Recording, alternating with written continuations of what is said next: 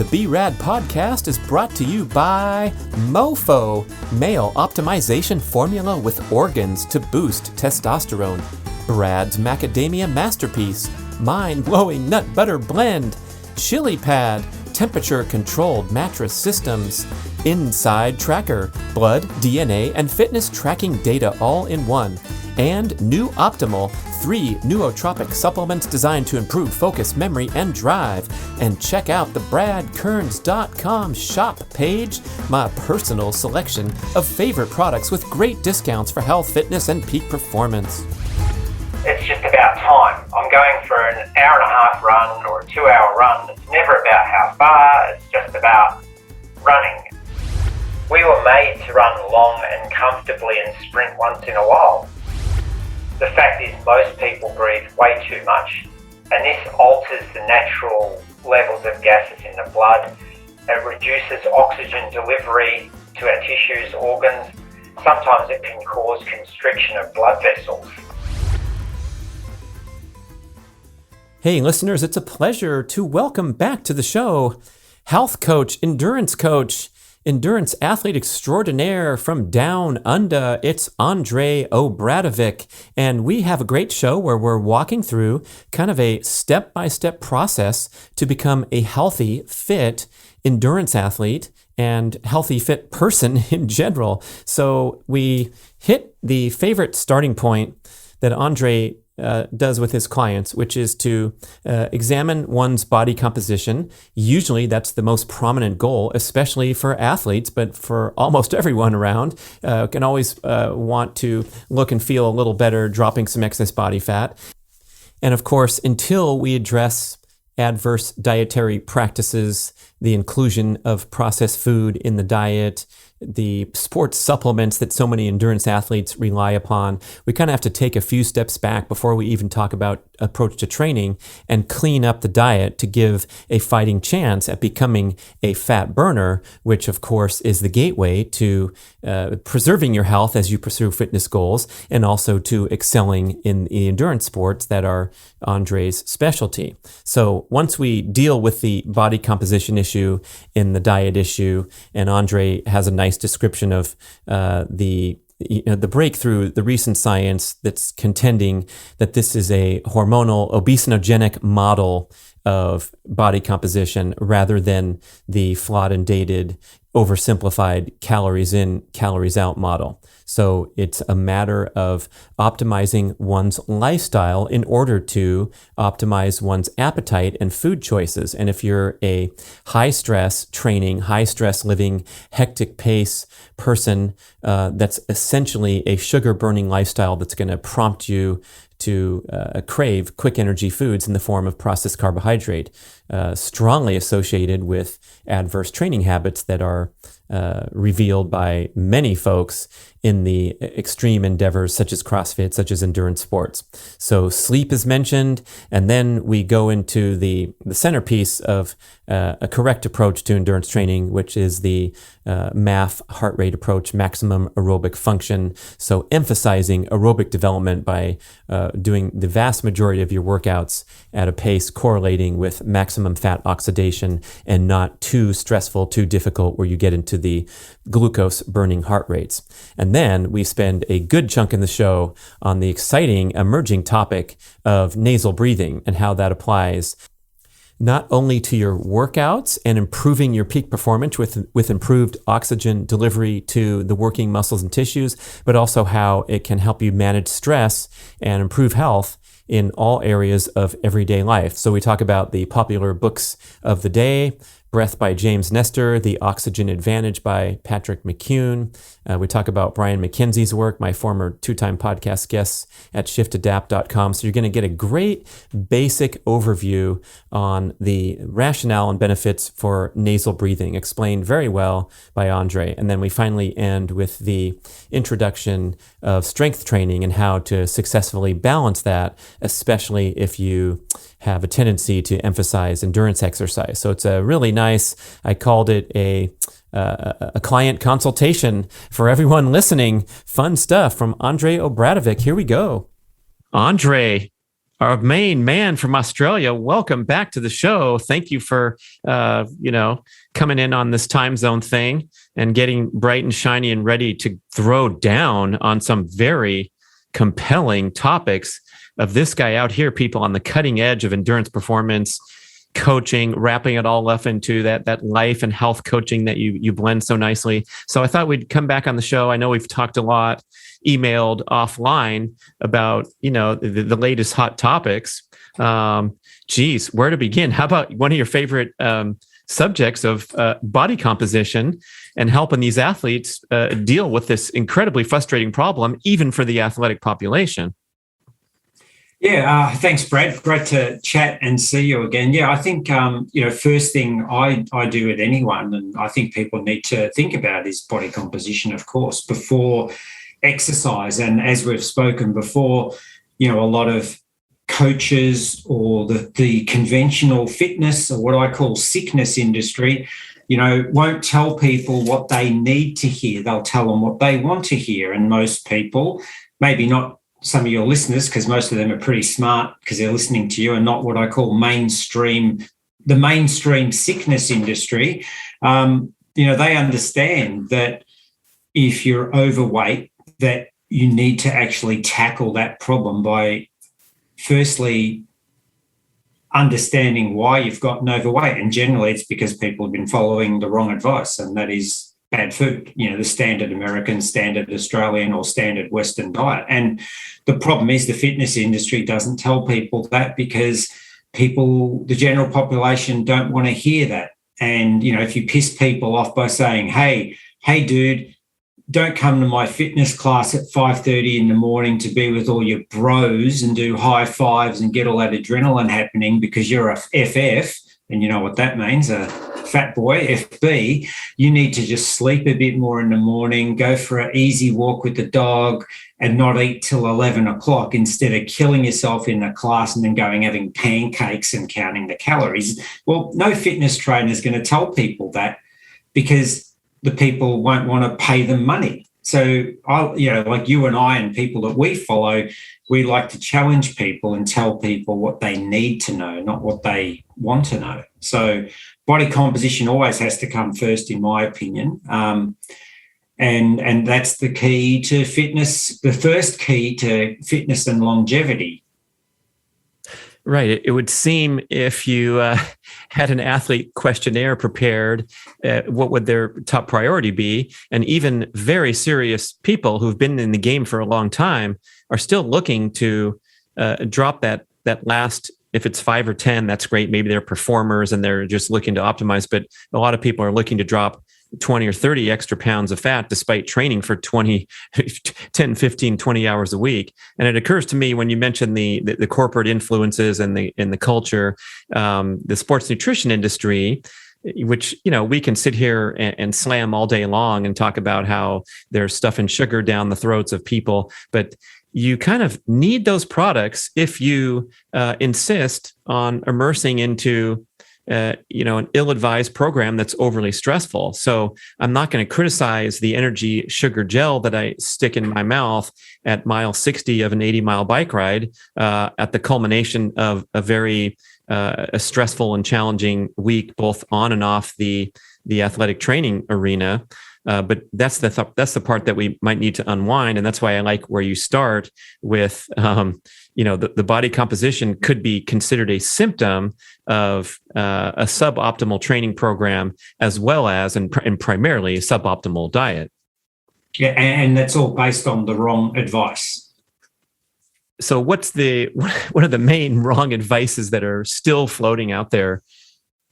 Well, I think number one is calories in, calories out. And Dr. Herman Pointzer would sort of say opposite, but, you and I have talked about this, that I think as people get older, and, we're both 56, so as we get older, the whole calorie in, calorie out model becomes even more flawed because people become insulin resistant. They can't tolerate the carbohydrates. So number one is, if you're getting older and you're saying to yourself, my God, when I was 30, I used to be able to exercise my way out of a bad, shitty diet and I was lean. Now I'm trying to do the same thing and it's not working. Well, that's a message. Maybe your body can't cope with years of abuse, so you need to change the way you think. And it's not about calories. It's more about how's your body. It's the hormonal obesity model, not the thermogenic obesity model. So that's sort of number one.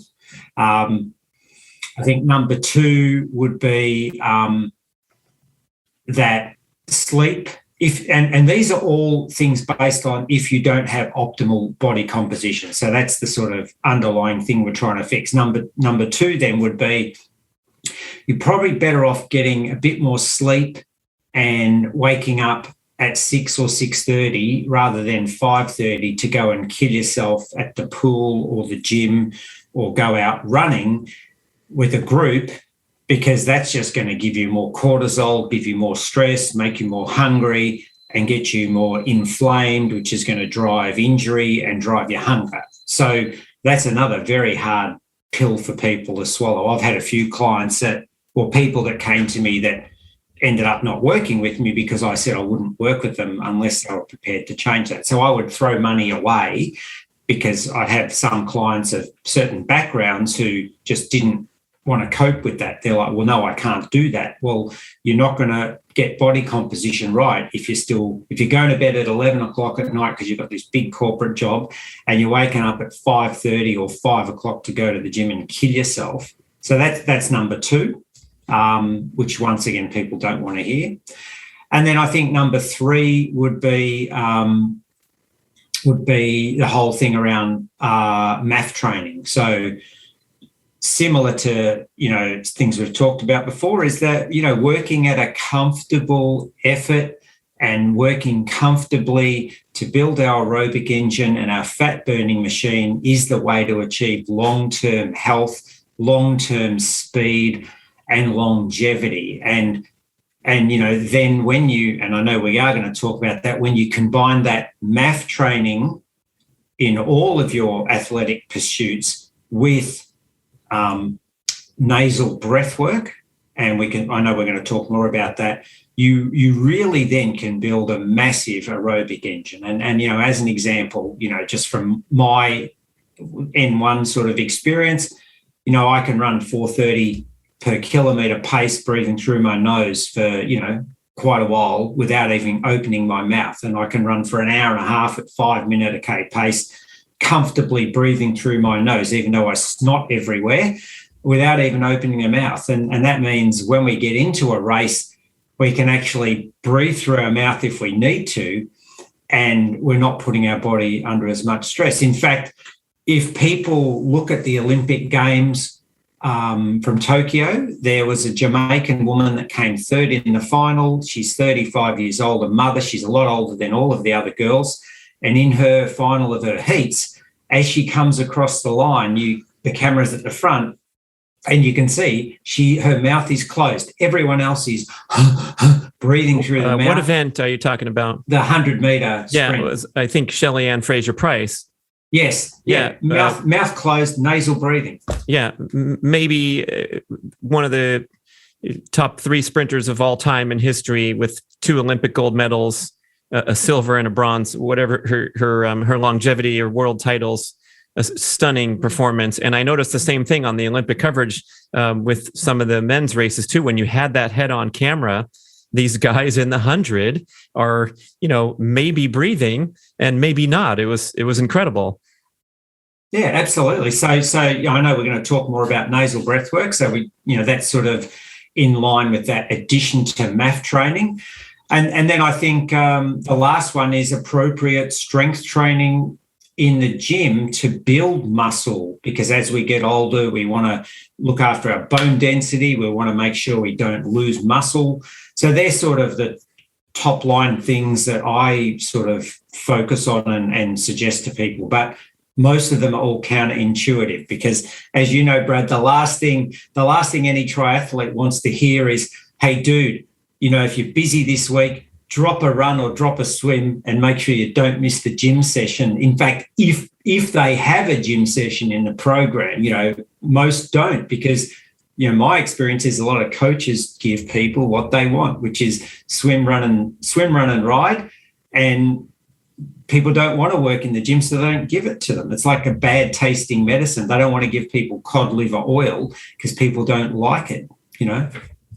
Yeah. In my experience, I contend that I was too tired to step into the gym and do anything of significance because my total devotion to the endurance workouts, it was probably not a good idea for me to step in the gym during all those years when I was a triathlete, but it would have been a great idea to, reconsider some of the devotion to endurance and split up my energy pie in the other available slices. And speaking of those slices, my sleep, which I say as much as I possibly can, during that career that spanned for 9 years when I was traveling the circuit, I slept routinely for 10 hours a night and a 2-hour nap just about every afternoon. So I was literally asleep for half of my life when I was a triathlete. And so if we are on this pie analogy for a moment, and my time available to train, let's say, was unlimited because that was my career, and most people don't have that luxury. But if you're counseling someone with limited time and other responsibilities, I would contend that you make a bigger pie slice for sleep as a complete and direct application to performing better on the race course. And that's, I think, goes in your category of stuff people don't want to hear. But before we move on, I want to go back to that quick string you told about the cortisol as related to cutting back on sleep, doing overly stressful workouts, and generally being out of stress-rest balance. How does that directly affect your body composition? Well, it leads to more insulin resistance. It leads to our body turning off fat burning because being stressed puts us in a sympathetic nervous state. So, we have our autonomic nervous system, which has two sides, the parasympathetic and the sympathetic. When we're stressed, our body closes down functions that are critical for health, and it focuses on critical functions for survival. And those survival functions mean I need to be ready to fight. So it closes down our ability to make babies. So that's why a lot of women that are stressed and underweight find it hard to get pregnant. That's maybe why guys have problems with getting things going downstairs when they're stressed. It stops our ability to digest food. It brings more sugar allows more glucose to come into our muscles and gets our liver working harder to create more glucose available for the body to run and fight. And all of those things go totally against fat burning. And fat burning is our relaxed state, which helps us optimize our aerobic capacity. So, we have enough stress in our body from these fight or flight hormones that are circulating through our body, and they change the way our body and our hormones function. So the more calm we can be, the better we can be at burning fat, because we don't burn fat to run away from the saber-toothed tiger. We burn glucose to run around from the saber-toothed tiger, and that then leads into all of those cascade of inflammation and autoimmune dysfunction in our body, and weight gain, insidious weight gain, and tiredness. So if we are inhibiting fat burning from those several ways that you mentioned, this is what's going to happen. We're going to have an increased appetite for quick energy calories, maybe purchase some of the sports nutrition products and support the billion, $trillion industry predicated on people needing sugar. And I think you mentioned Dr. Panza really briefly, and that quip was, talking about his firm assertion that it's the number of calories that we eat and the number of calories we burn, and that's whether we gain or lose fat. But I think we can reconcile some of these, maybe you call it a disparate point of view, where you are doing things that trigger increased appetite. So you're consuming more calories because you're not good at burning fat. And if you're not good at burning fat, you're going to walk around and you're going to run out of energy. And so in your stressful, hectic, busy day of too much exercise, not enough sleep, you're going to be putting in more calories than you might need if you were on a yoga retreat and breathing through your nose all day. Exactly. Yeah.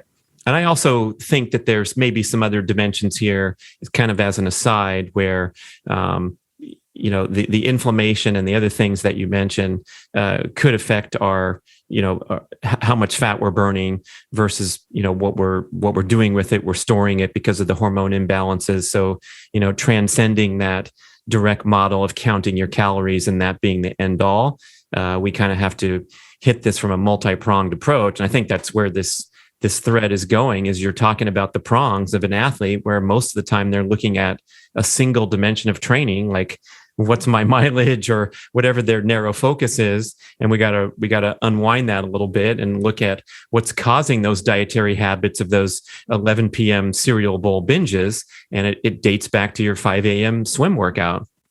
Yeah, I'd be encouraging athletes to, like, I've done 16 half, nowhere near like what you've done, because you're an amazing athlete, or you are and you were on the world stage. But I've done 16 half Ironmans and probably 20 marathons, right? And I just encourage people to, like, when I run, I don't even have kilometers or pace on my watch.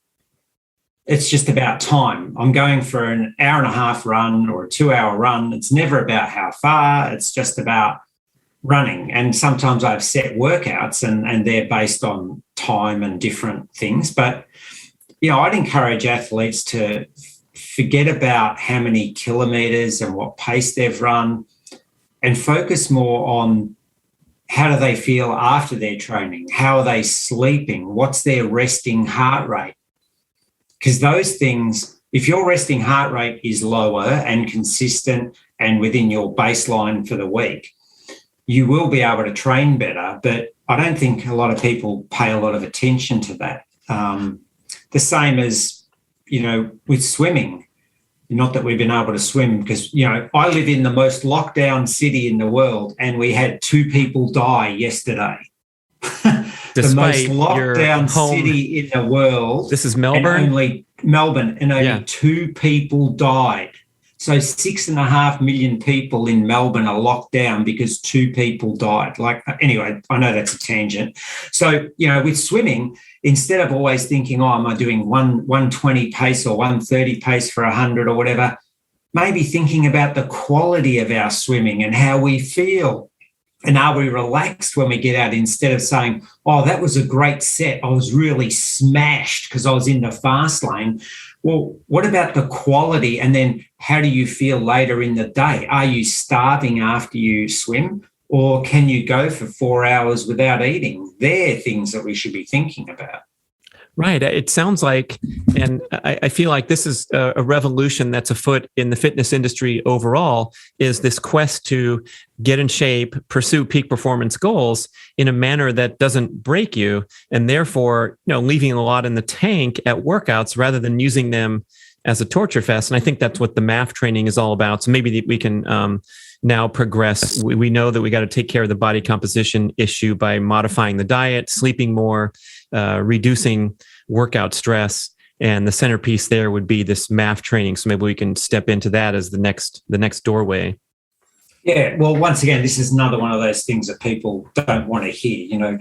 You say to people, I want you to run at this heart rate where it's comfortable, and they're like, oh, okay, well, I normally run at 170 beats, and you're telling me I should be running at 135. That'd be walking. And I'm like, Yep. and then you show them results of people you've been working with for a month, a year or so, because I keep a Google sheet with all their MAF tests, because they do a MAF test every month. And you say, well, this person started 12 months ago and they're running, 6:30 or 7-minute pace MAF test, and now they're running, 5:30 in 12 months. So people find it very hard to understand. But I make them watch all the videos from Phil Maffetone, that he's made a series of videos. They read his book. I get them to read the Big Yellow Book by Mark Allen, or that Mark Allen wrote the forward for, the Big MAF, what's it called? Book of Training and Racing. Big Book of Training and Racing. It's massive. And people once they do it and sit with it for a couple of months, they actually see the difference. And then I start bringing in the nasal breath work at the same time, which once again, that's another, it's not math training, but it's another similar thing. What do you mean I have to breathe through my nose? And at the start, they're like, oh, this is horrible. But in very, very short time, they find it's much easier and they can achieve a better pace even while they're breathing through their nose. Yeah, we haven't wanted to hear this for decades when heart rate training first became available in the 80s. And I arrived there, a third of the way through my career when I realized that I had no more physical energy to contribute to my training. I was, at my peak in my age and in my athletic prime and pushing myself to the end of the earth and willing to do anything in order to go faster. And when you finish a race and there's still guys up in front of you on the road, then you have to go back and really reckon. And that's when I, kind of had this realization, helped by Maffetone, Mark Allen, Mike Pigg, Andrew McNaughton, the leaders in the sport at that time, that if I slowed down and took better care of my body, it was a portal to going faster, which didn't exist in my current framework because there was no way I could train any harder. And I was still going pretty fast, but I was frustrated because there was guys ahead of me on the race course. And I think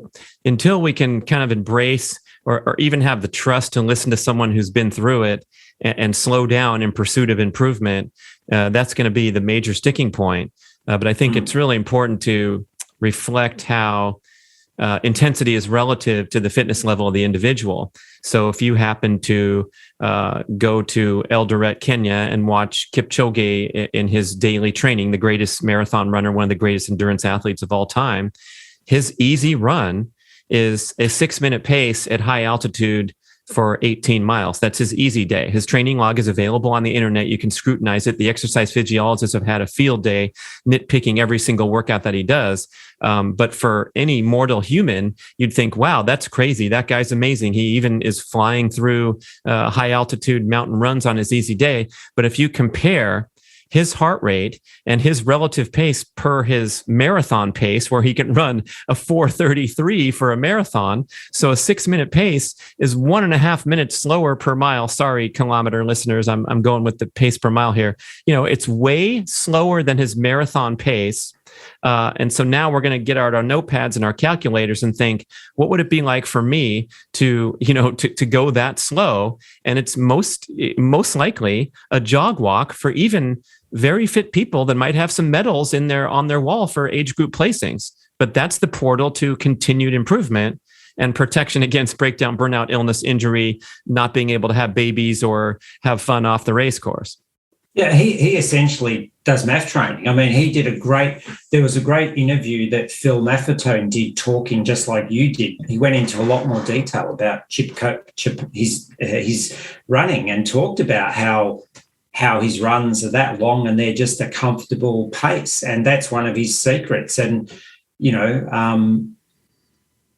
if that's what he's doing, it's obviously giving him some benefits along with his amazing genetics and his non-Western diet and, not sitting on the couch all day doing nothing. But that's what people need to think about is this we were made to run long and comfortably and sprint once in a while. Like I did my fastest marathon ever in January this year, 3:26. And my average heart rate was 125. I did that fasted. I didn't eat for 4 hours after. I had one gel during the run, which is like a fruit gel. But I did it fast, and I was not sore the next day. It was like I'd never even sort of run a marathon, and that was all because of math training. Why did you fast for 4 hours after? I just wasn't hungry. I didn't deliberately, I went into it fasted. So I had dinner the night before, and that morning I didn't have anything. I just had a mouthful of water. But I just wasn't hungry. And that's often a lot of my athletes say, well, I'm never hungry after training. I'm like, that's good. That's good. But then, when you're hungry, have a proper nutrient dense meal. Not a protein shake, have avocado, have eggs, have meat, have some, really good vegetables, because you should eat when you're hungry, not just eat because you feel like you need to eat because the clock says it's lunchtime. So it's not deliberate, but you'd find the same thing. You'd often not be hungry after training.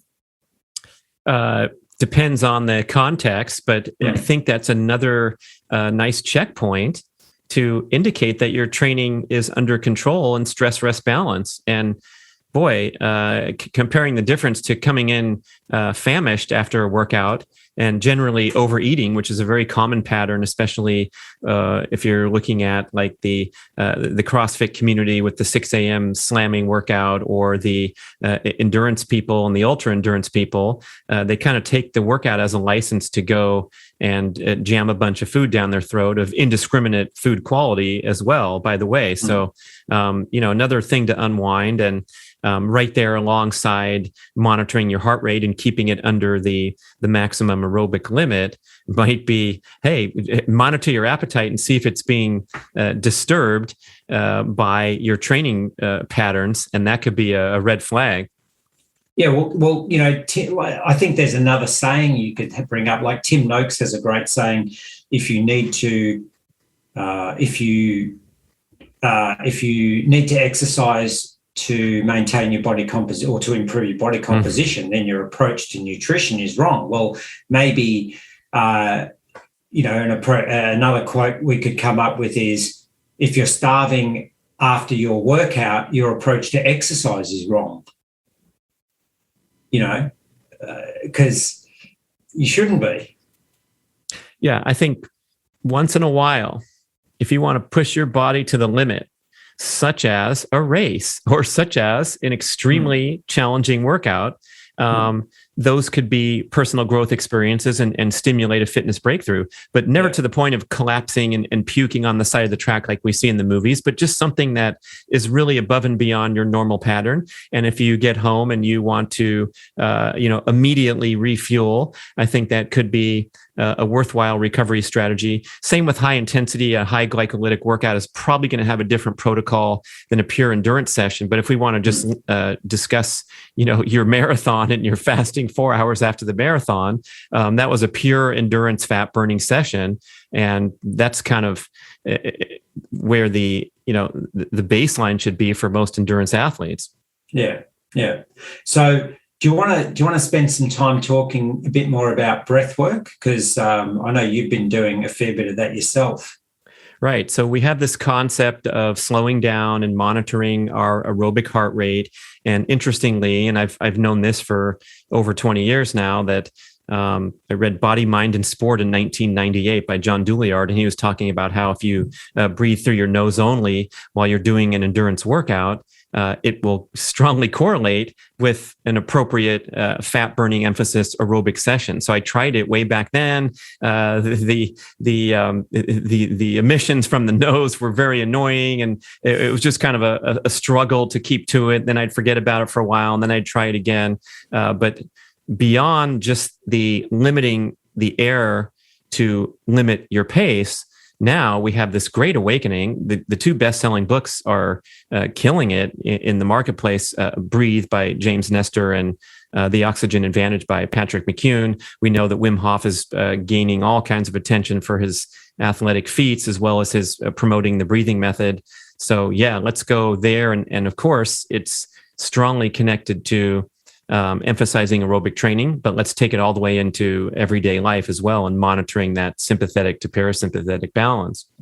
Yeah. Well, so my experience with breathwork started in, where I wanted to really advance my athletic performance. And initially I started looking at Wim Hof. I started to do his online course. But what I found was that, his approach was, and tell me if you think I'm wrong, but his approach I found was more about stress management and how to influence his immune system and improving his mental health because of some of the things that happened in his life. But, I wanted to breathe less and improve my capacity to run and race at a lower heart rate with a faster pace. So and because Wim Hof's breath work is a lot more through the mouth and using all these other techniques, I wanted to look for something different. So then I started to follow Patrick McKeown. So I read the Breath book by James Nestor, and I started following Patrick McKeown. And he was trained in this method called the Buteyko method, which consists of a series of breathing exercises and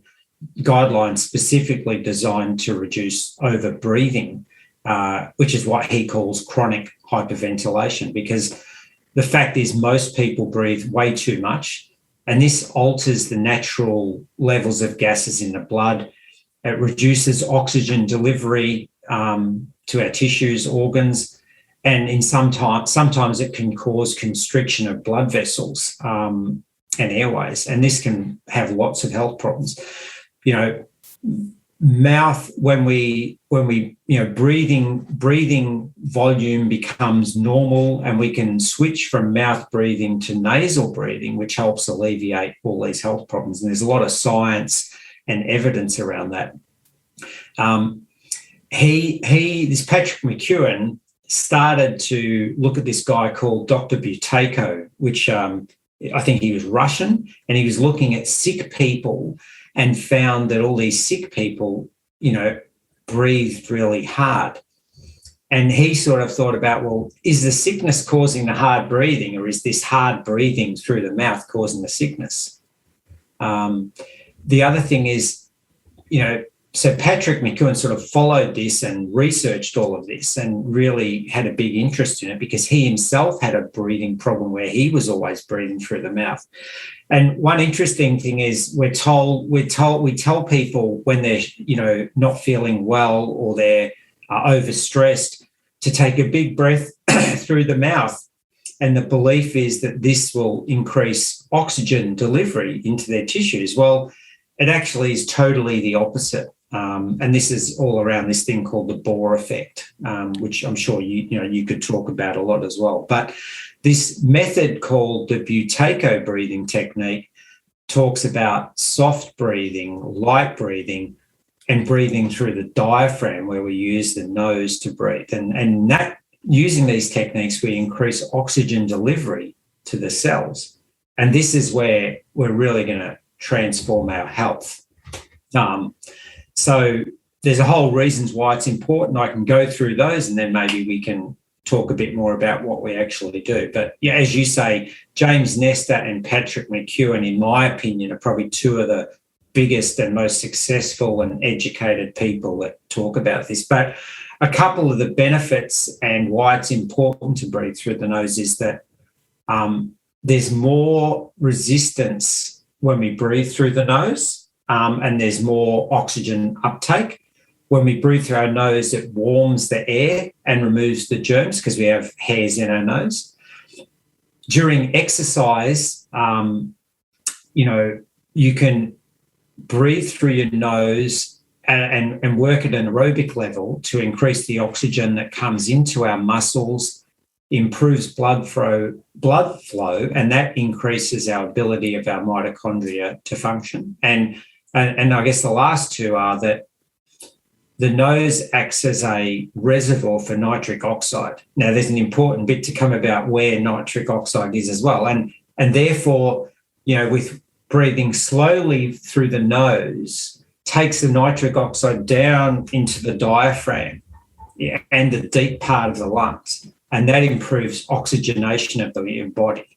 It also improves vasoregulation, which is the opening and closing of blood vessels, which gets oxygen into our body better.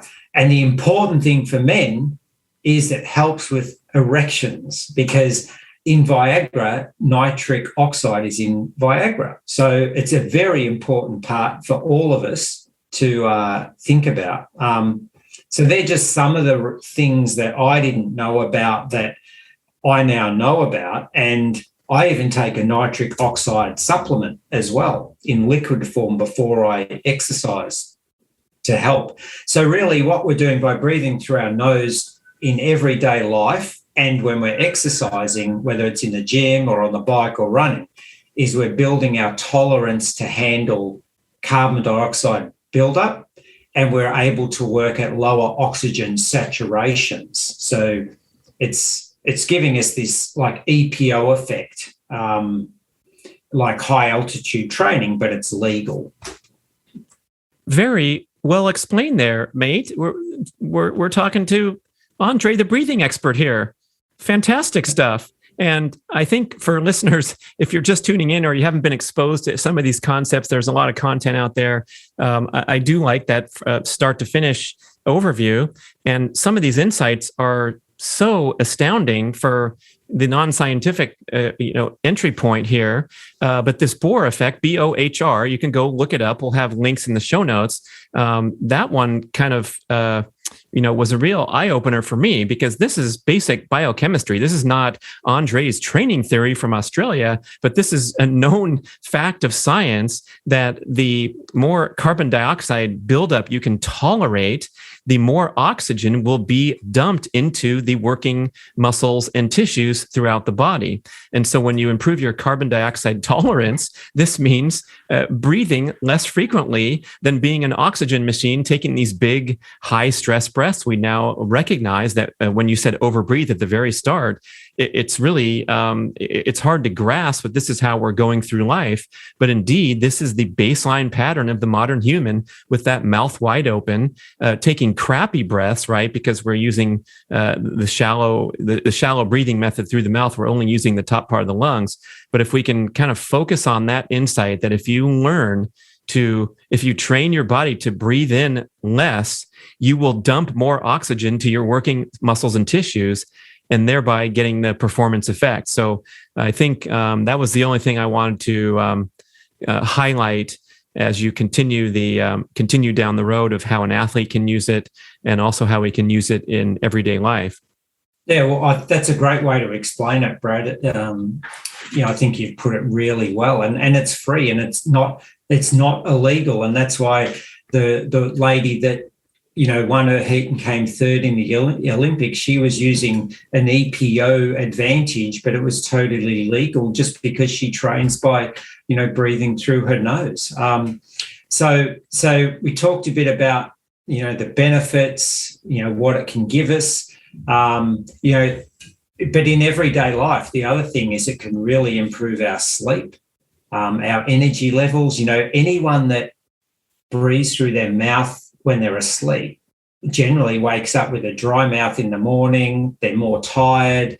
There is science that shows that can lead to diabetes and weight gain as well. So, even if you're not an athlete, but you wake up with a dry mouth, you should get some tape, surgical tape, and try and keep your mouth closed. I had a client within 3 days of doing it, he stopped snoring, and it totally changed his energy levels. A guy, Jonathan from Perth, who was a music conductor for an orchestra. And, so you don't have to be an athlete to benefit from nasal breathing. It can really change your life. But I would encourage people to really include nasal breathwork into all of their exercise routine. And that can be as simple as, when you're doing your warm-up, try and breathe through your nose as much as possible.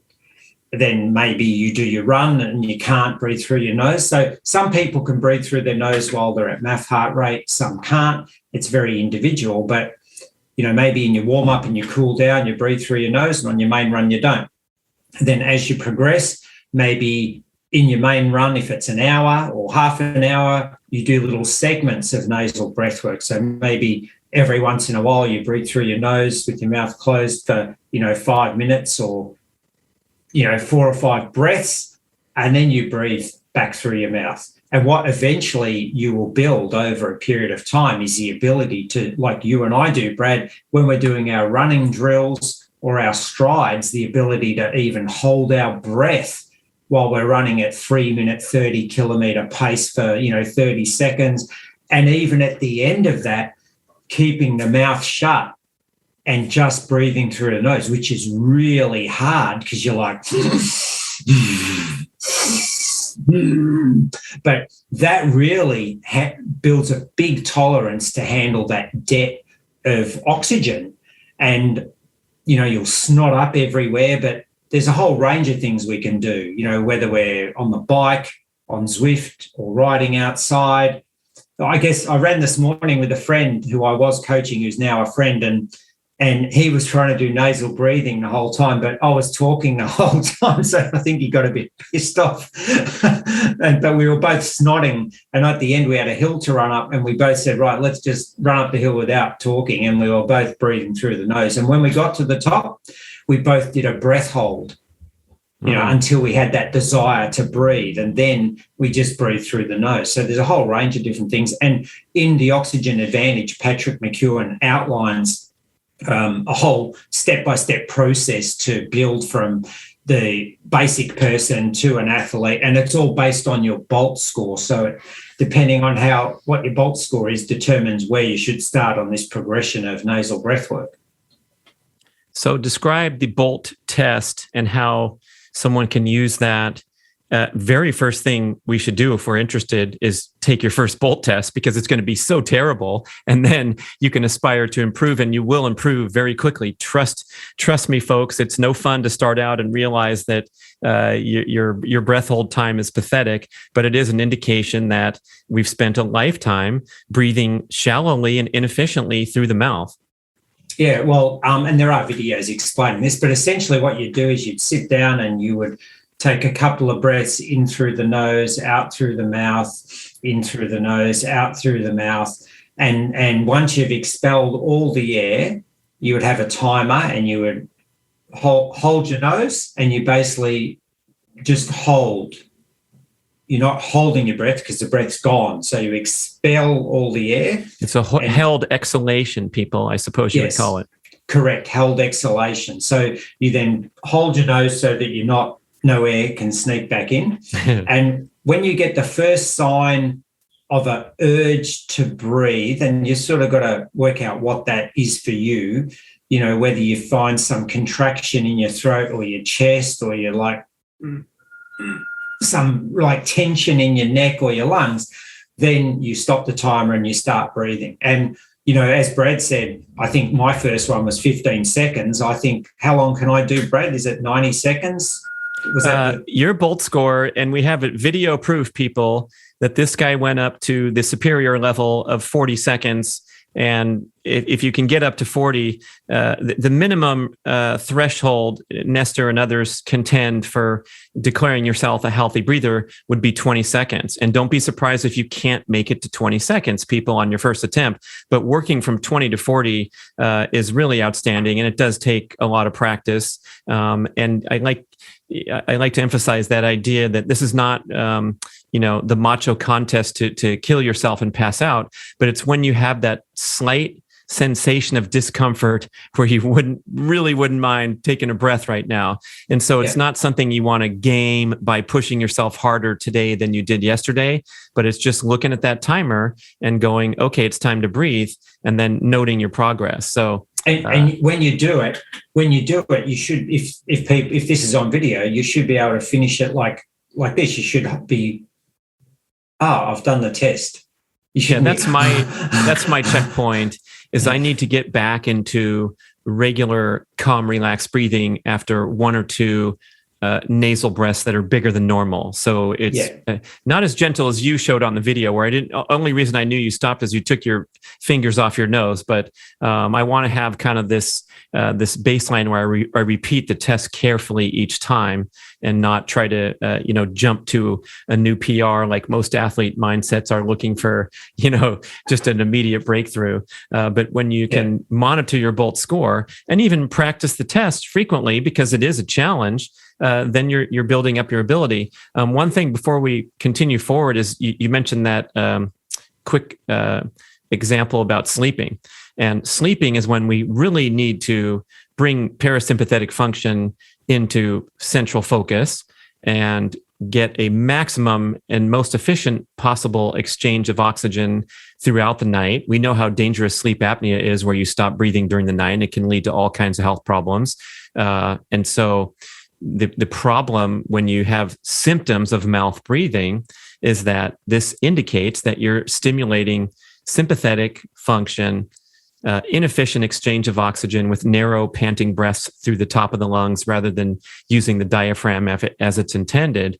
And so I think it's probably qualified as an advanced strategy to tape your mouth shut, but it has become a legit thing that's highly recommended, and something to think about if you're having trouble breathing at night is to notice your habit and try to correct it while you're asleep. But I think heading in that direction, one thing you can also do is get the nasal strips and apply those at night to open up the nostrils a little wider and make it easier for you to breathe and maintain that nasal breathing throughout the night, because you toss and turn and maybe one nostril gets blocked or something. But it is another goal to write down is nasal breathing throughout the night, especially. Yeah, absolutely. That's sort of like the base layer. That's like the body composition base layer, I think. The other, I think, Brad, the important thing with the BOLT score to remind people is that I do 2 or 3 tests, because if we were doing it now, my first one might be 35 seconds, my second one might be 40, and my third one will probably be 45. So you will get better as you're doing them in one hit. And I'm getting my athletes to start doing, like they do a math test, I'm getting them to do a BOLT score test as well. And I include breathwork running in all my athletes' training as well. But Brad, you explained to me about, I think, is it Andrew McNaughton's CO2 tolerance test? Is that who does that, or is that Brian someone else? McKenzie promotes this test. I mean, these are tests that have been, in science and exercise physiology for a long time now. They're coming to the forefront. Brian's a real leader in this field at shiftadapt.com. He's been on the show, and I like his gear system. So when you go through his training, they actually describe 5 gears of breathing, the lowest being calm, gentle nasal breathing, which should be our baseline, and then all the way up to full-on sucking air through the mouth breathing, which would be the final lap of the 1,500 meters in the Olympics, right? When you need maximum oxygen because your muscles are working so hard. And then you try to return down to you try to downshift to a lower gear as quickly as possible. So just as you mentioned, when I do my sprints, my mouth is closed throughout all sprints and drills and things that are difficult and challenging. And then when I finish, I will occasionally be in a state where I'm gasping for air with a wide open mouth. But after 3 of those, I'm going back to a really strong nasal breath, maybe a mouth exhalation. After 2 of those, my mouth is closed again. I'm doing some really strong, you demonstrated well for the viewers on YouTube, really strong nasal breaths. And it does become a little frustrating at times. You wonder why you're doing it. It would be so much easier to just suck air like you've done your whole life. But when you get this realization that you're serving up nitric oxide to all the cells in your body, and you're also filtering, warming, and moisturizing the air so that it can be better used by the lungs, you start to become a believer really quickly that this crazy stuff that my wife gets scared when I do this loud breathing, because maybe I'm behind her and she can't hear me, and all of a sudden I'm wheezing like an animal. But you got to buy into this stuff.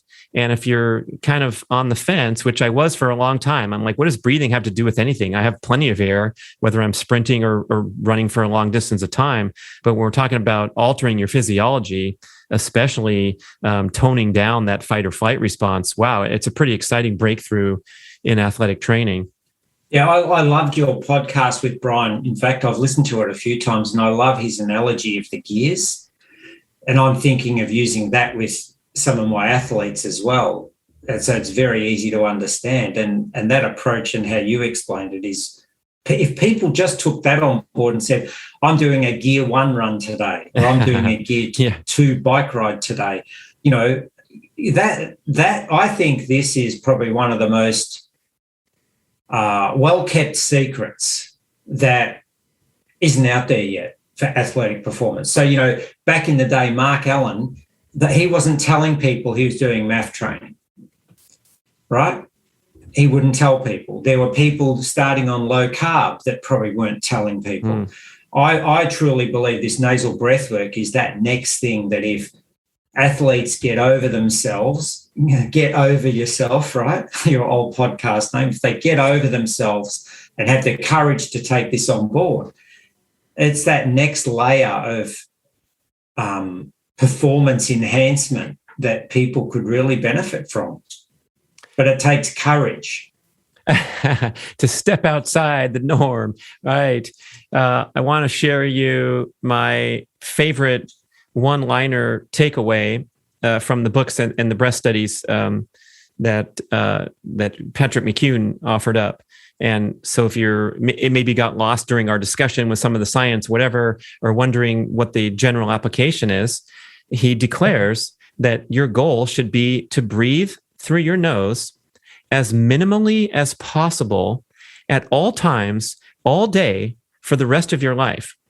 And that includes workouts. So when I'm doing my sprints, I'm starting through my nose, and then I have to suck air through my mouth, and that's okay. But I try to immediately get back down to this minimal breathing. And when you take in less oxygen, you are giving, I know I'm repeating myself, but you're giving your organs and tissues more oxygen. So if you can just keep that in your mind for the rest of your life, now that you're listening to the show, people, there's no turning back, is, these notions of taking a deep breath to relax are doing the exact opposite. They're stimulating sympathetic fight or flight when you take a big giant breath.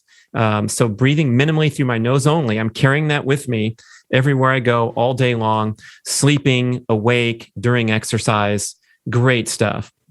Yeah, and I think we're the only stupid animal in the world that breathes through its mouth. Yeah, a dog does, but that's just to cool itself down.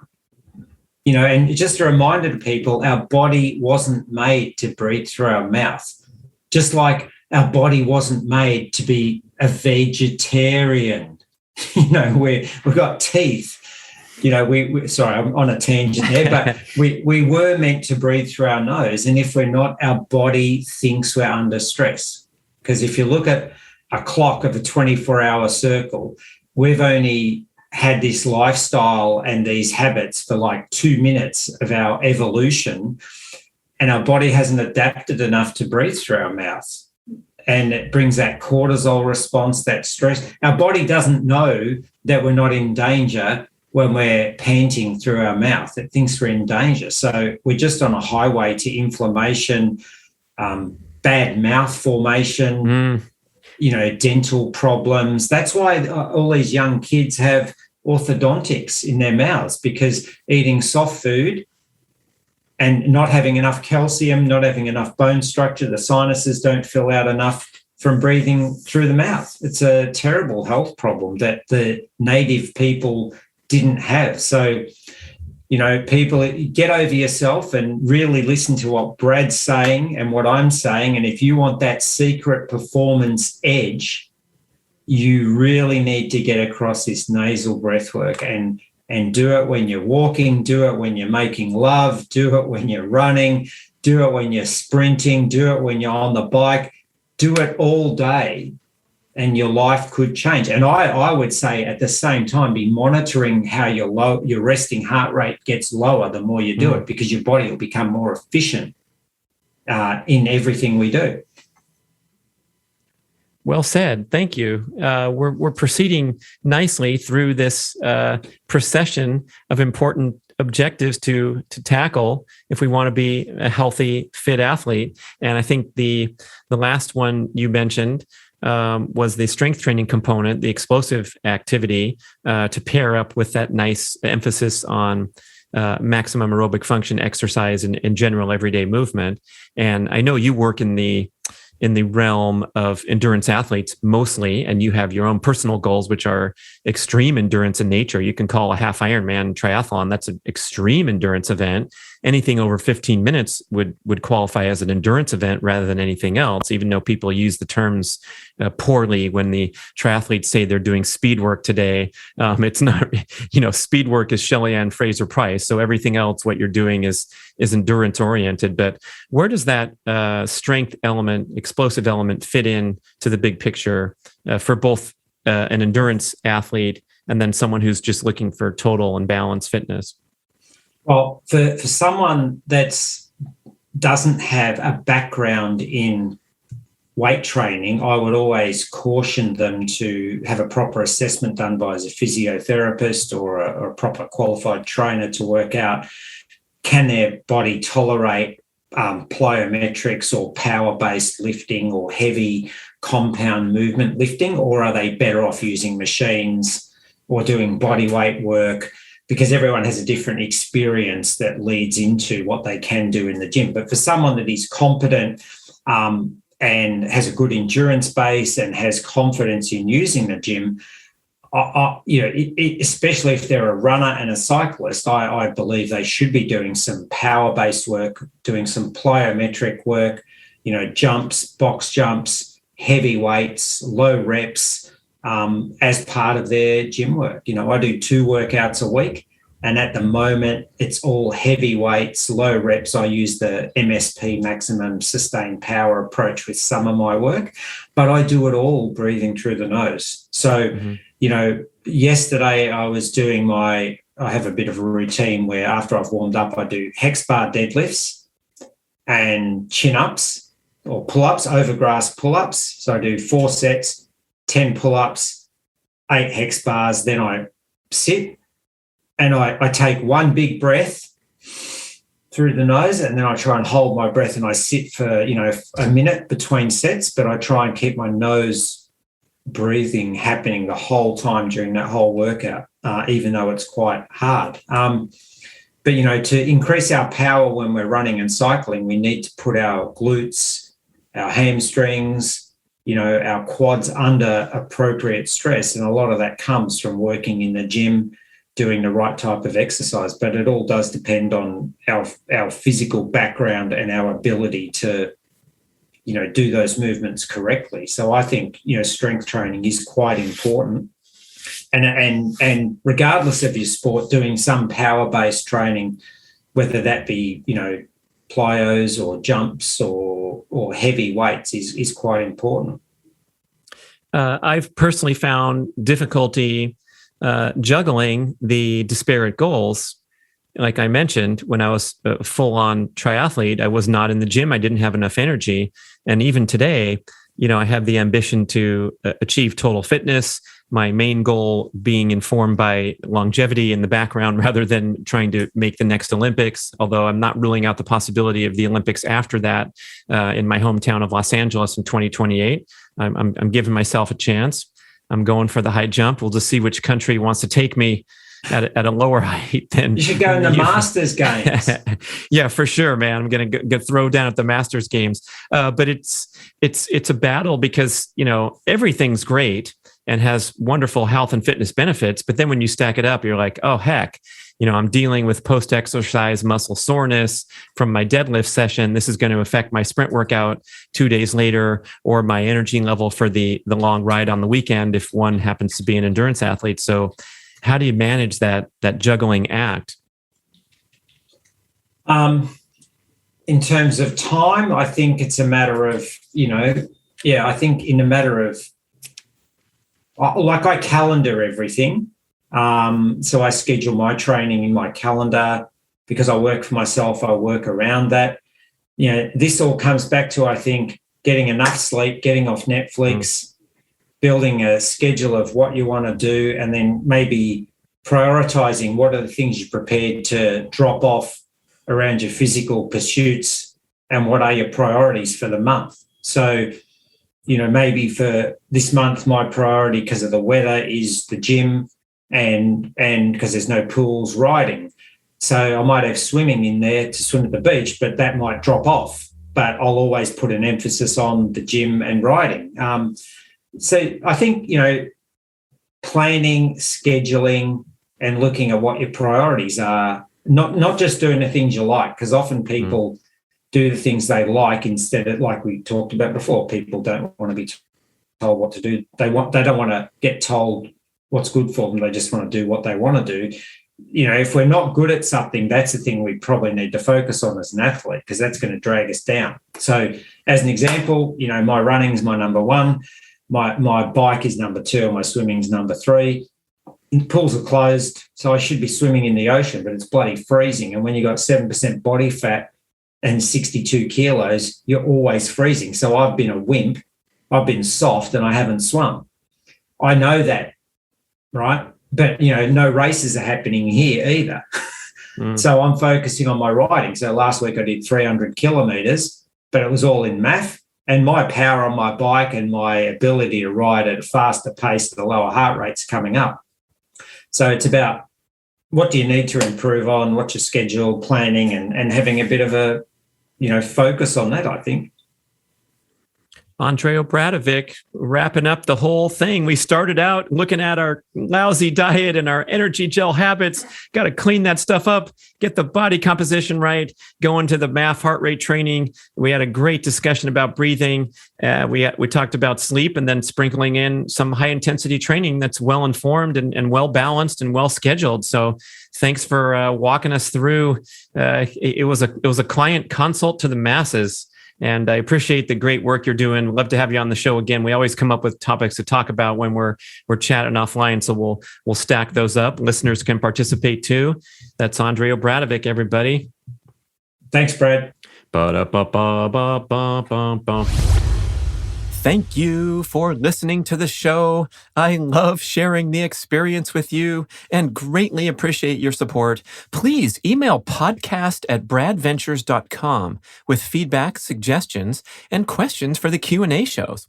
Subscribe to our email list at bradkearns.com for a weekly blast about the published episodes and a wonderful bi-monthly newsletter edition with informative articles and practical tips for all aspects of healthy living. You can also download several awesome free ebooks when you subscribe to the email list. And if you could go to the trouble to leave a 5 or 5-star review with Apple Podcasts or wherever else you listen to the shows, that would be super incredibly awesome. It helps raise the profile of the B.rad podcast and attract new listeners.